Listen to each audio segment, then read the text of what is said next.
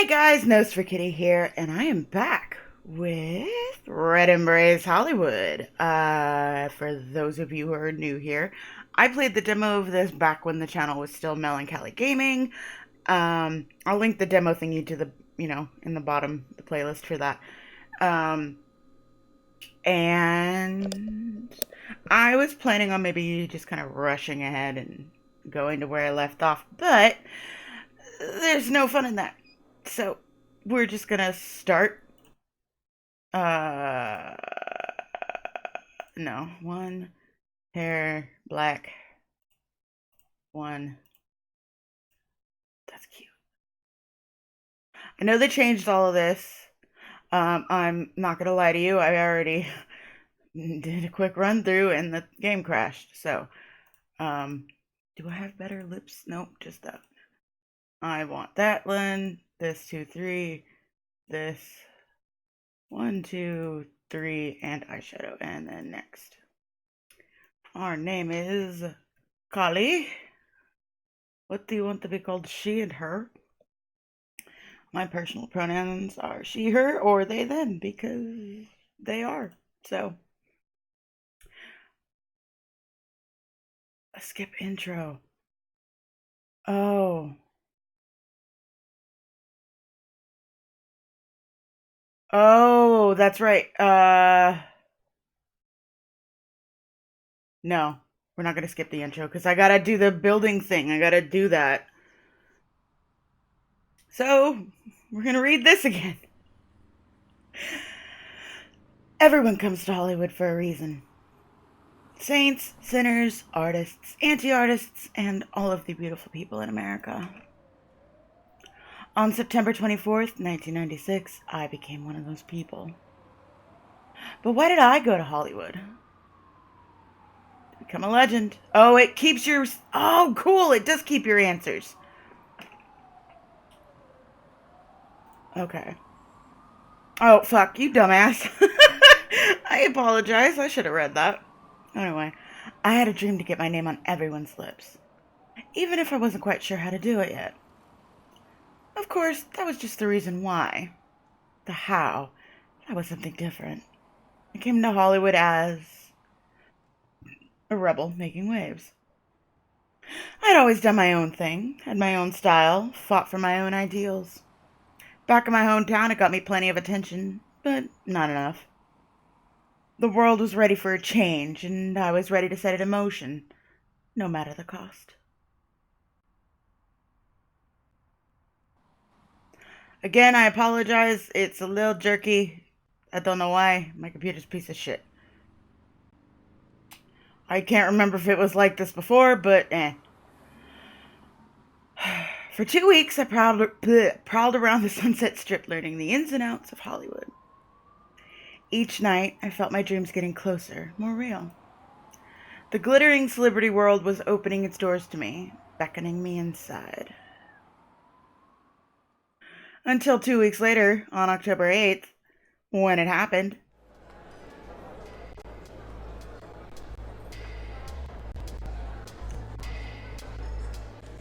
I'd gone to a club, but not just any club. One that hosted the darker side of LA nightlife. I wasn't disappointed. Eerily beautiful people everywhere, swathed in dark clothes.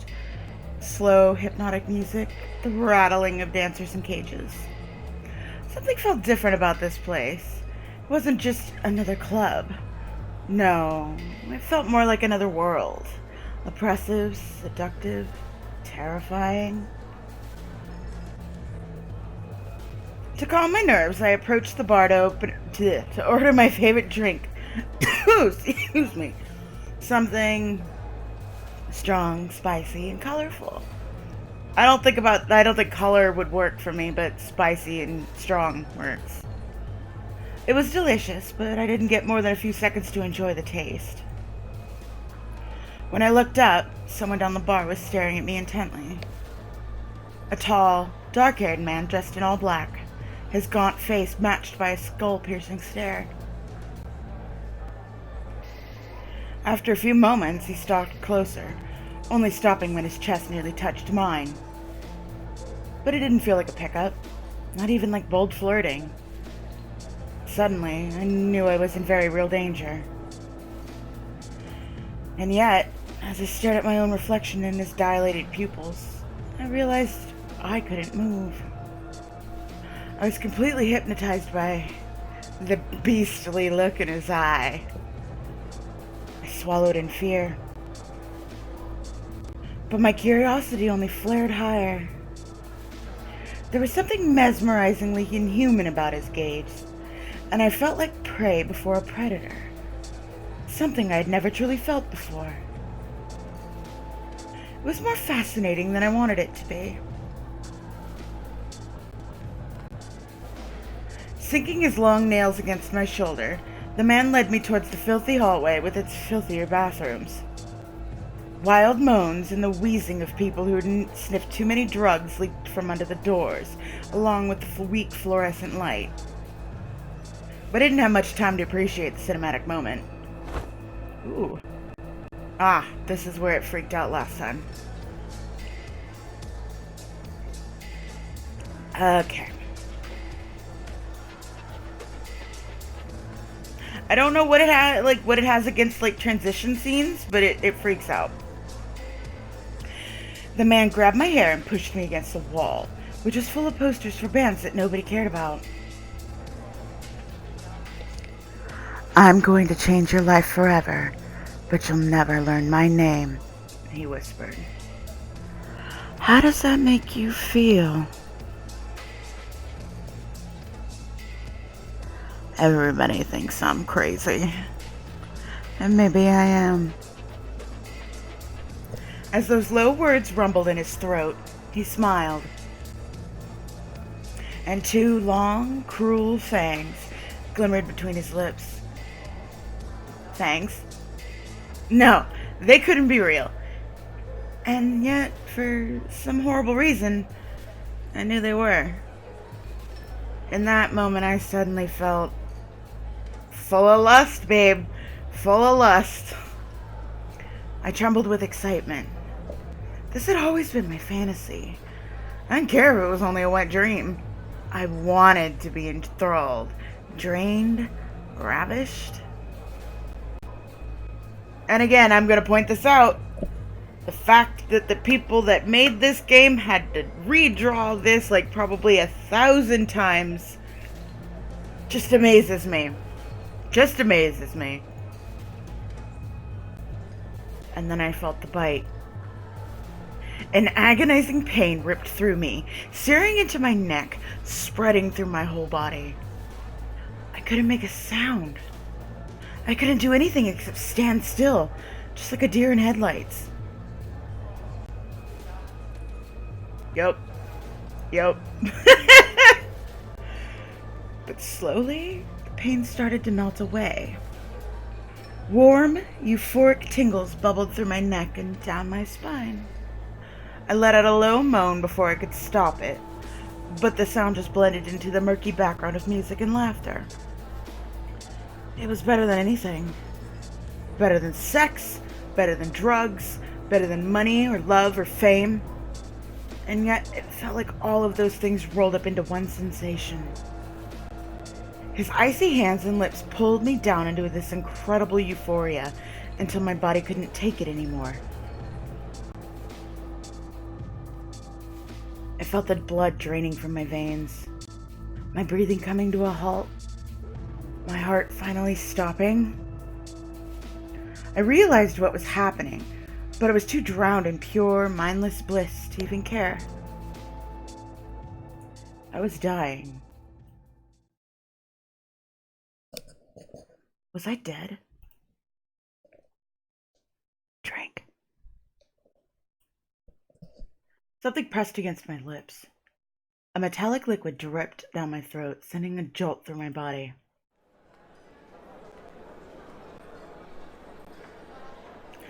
I should have been dead, but I wasn't. Instead, I was half awake, half dreaming. In the middle of that surreal moment, I felt strangely powerful, baby. Nothing could stop me. I was dangerously, impossibly strong. I could destroy the whole world. And a part of me wanted to. And so hell spreads its legs. His voice rasped harshly in my ear. The world went dark. And we're gonna skip that because the opening scene seems to crash the game. So we're not gonna do that. Sorry guys, I will find a way to link you to that somehow. The next thing I knew, I was on the sidewalk outside the club. What the hell was I doing out here? Had I blacked out? Was this a dream? I couldn't remember walking outside, even though I hadn't drunk anything strong. But I did remember that strange man. What he said to me. The bite? The bite. Did that mean... No, what a stupid thing to think. That must have just been a weird hallucination brought on by the flashing lights and pounding music. Served me right for going to such a sleazy club, honestly.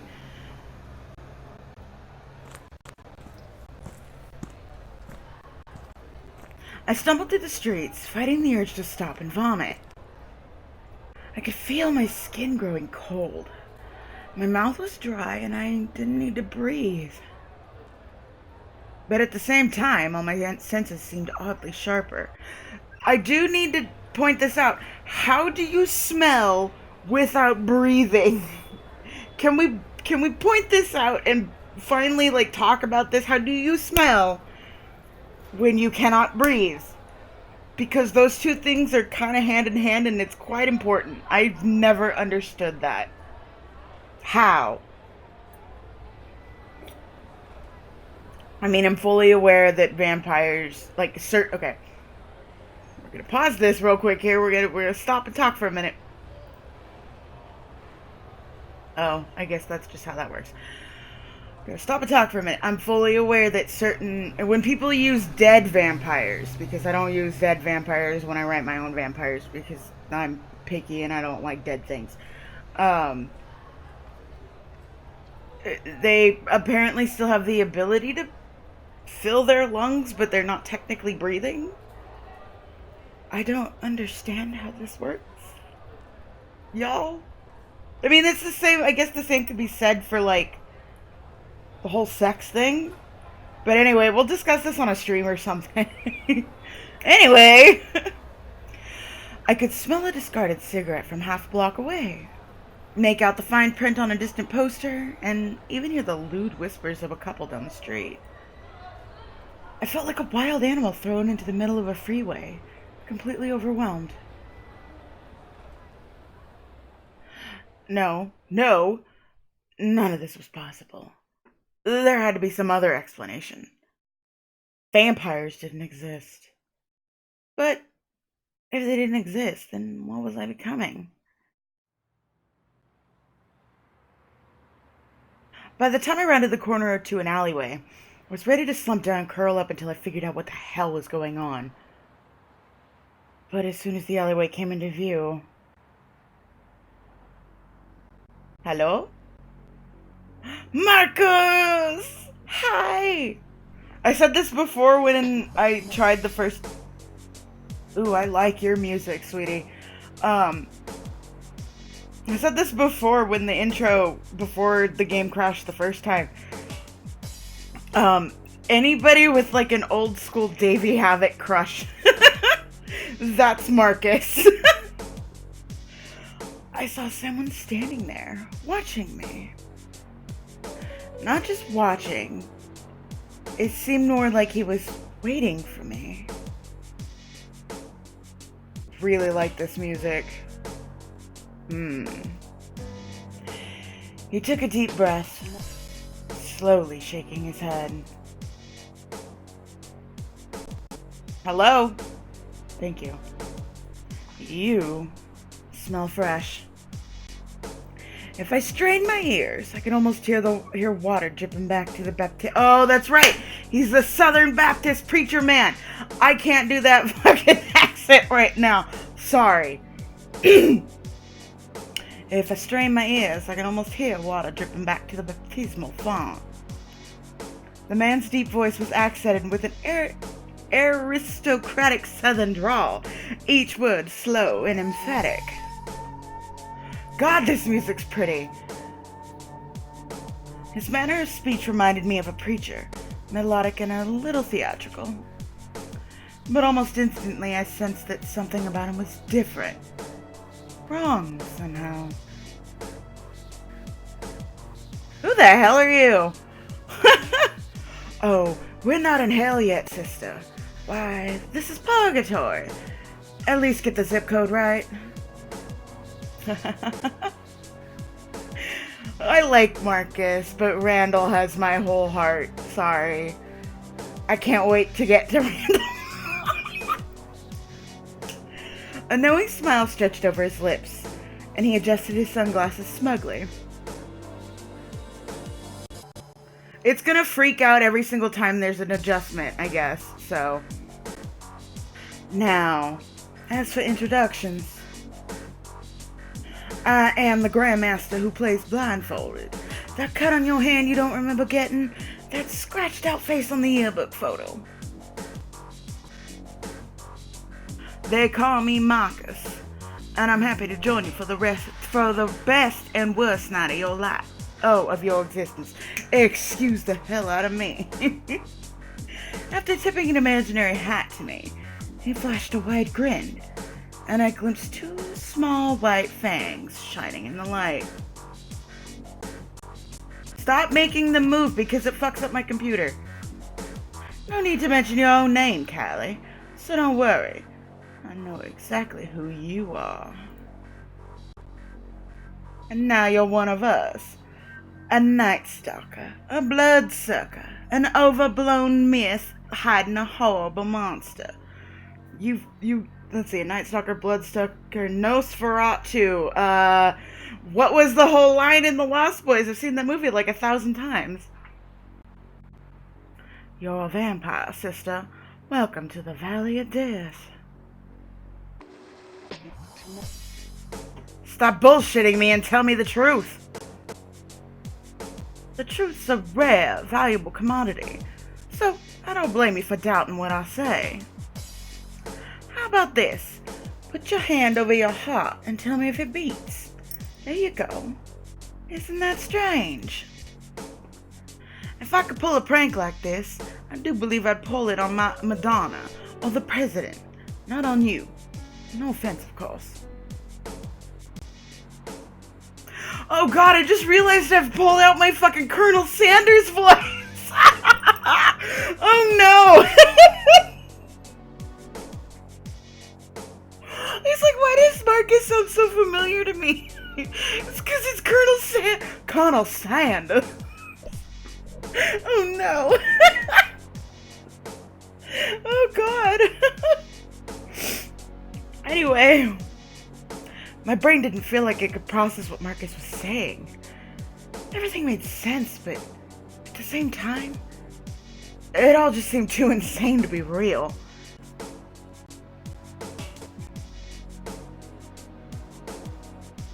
Ooh! Yay! As if he could sense my confusion, Marcus let out a patient sigh. Considering you still look bemused, let me try to put the facts of the situation in simpler terms. You merely turned into a different kind of parasite, sister. An honest one. Oh dear. Sorry, I got a message. Money, sex, favors. You won't have to suck those out of human folk anymore. They will simply fall into your lap. Just blood. Just blood is all you need now. Doesn't that make you feel relieved? Marcus suddenly paused, taking a deep, long sniff of the air. Please tell me I got the right fucking house. Please, please, please. Oh boy. A few moments later, he leaned towards me, this time sniffing close to my neck. Get the hell away from... A little on edge, aren't we? Oh my. Yes! We got it! Oh my. That is. I still don't know how to pronounce these, so I apologize. That is Mavar blood, I sense. I think you're in for fun. I hear you stomping. Go fuck yourselves. You guys were doing. Anyway. Oh my. Is that Mavar blood I sense? I think you're in for a fun time, sister. That light in your eyes reminds me of arson. Angry and wild. You're burning up, but your humanity's still trapped inside. Oh, but that's normal for your house, so don't let it bother you too much. He winked at me, grinning like we'd shared some priceless inside joke. Except I didn't get the punchline. What do you mean, Mavar? Mavar? I don't know how. I know there's got to be somewhere that I can figure out how to pronounce these. Indeed. You'll learn plenty about them soon enough. About yourself, rather. Quit it. For now, you should at least know this. You were bitten by a Mavar vampire, which means your blood has taken on those qualities, and you're part of that house. You have my sincerest apologies. His lips curled in a slow, insidious smirk that suggested his apologies were anything but sincere. Was anything he said to me sincere, though? Did he actually know what was happening to me, or was he just some crazy druggie on the street? With my mind reeling like this, I couldn't decide which situation was more plausible.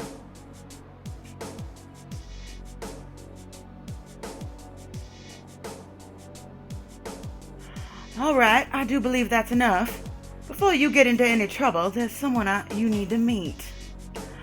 Come now, back to the pen like a good little lamb. I'm not going anywhere with you. I'm mighty sorry, sister, but I simply can't let you walk away. Before I had a chance to offer a reply. Oh boy!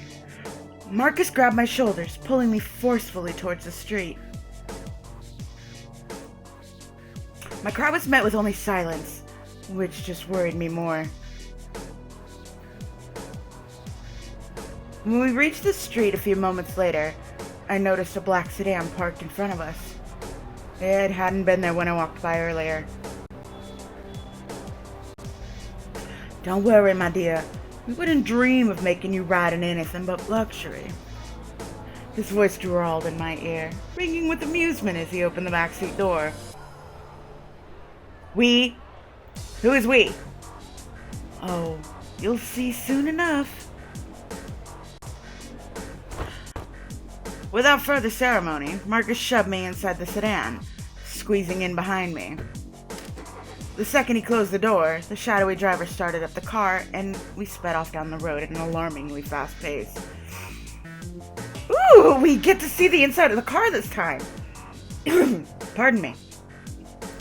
I was too disoriented to try and figure out our destination from the landmarks passing by.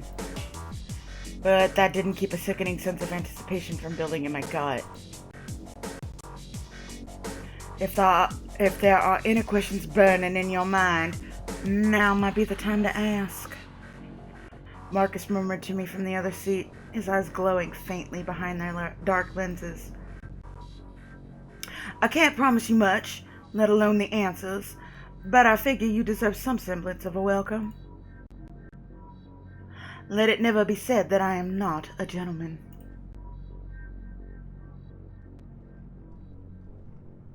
Is every vampire completely nuts, or is it just you? Sanity, I think you'll find, is a very subjective thing. That aside, no, every vampire is quite different. My kind is only one house out of 3.